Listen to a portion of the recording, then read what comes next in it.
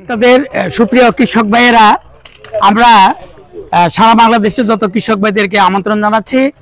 আপনারা দেখতে পাচ্ছেন আমার পিছনে বান্দরবান সদর কৃষি অফিসের তত্ত্বাবধানে পার্বত্য জেলা বান্দরবনে চমৎকার একটি পারিবারিক পুষ্টি বাগান স্থাপন করা হয়েছে। আমরা অত্যন্ত আনন্দিত। আমরা নারায়ণগঞ্জ জেলা থেকে একটি দল, উপসহকারী কৃষি অফিসারদের দল আমরা পরিদর্শন করে অত্যন্ত মুগ্ধ হয়েছি। ধন্যবাদ জানাচ্ছি প্রথমে আপনাকে। তো আসলে আমি বান্দরবান সদর উপজেলা কৃষি অফিসার কমল কৃষ্ণ রায়। তো আমি বান্দরবান সদর উপজেলায় এখানে কৃষকদের নিয়ে কাজ করছি। তো বান্দরবান সদর উপজেলা বা পুরা বান্দরবান জেলা আসলে আমরা পুষ্টির দিক থেকে একদম পিছিয়ে। তো আমি এখানে আসার পরে দেখেছি যে কৃষকরা সবজি এরা অনেক কম খায়।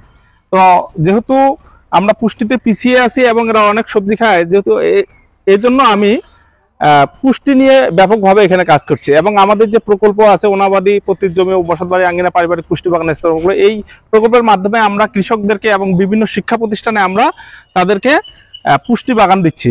তো এখানে একটি মজার বিষয় হচ্ছে যে এখানে আমরা অনেক ধরনের সবজি দিচ্ছি। কারণ যদি আমরা 6 ধরনের 6 রঙের বা 6 কালারের সবজি খাই, তাহলে কিন্তু আমরা সব ধরনের পুষ্টি আমরা মানে সুষম পুষ্টি যেটাকে বলে সেটা কিন্তু আমরা পেতে পারি। তো সবাই যেন সুষম পুষ্টি পেতে পারে, এজন্য আমরা বিভিন্ন আইটেমের সবজি, শাক এগুলা এবং মাচায় যে আমরা বিভিন্ন ধরনের লতানো গাছের সবজি আছে সেগুলো আমরা কিন্তু দিচ্ছি। এবং আমরা বিভিন্ন ফল বাগানও কৃষকদের দেওয়ার চেষ্টা করছি।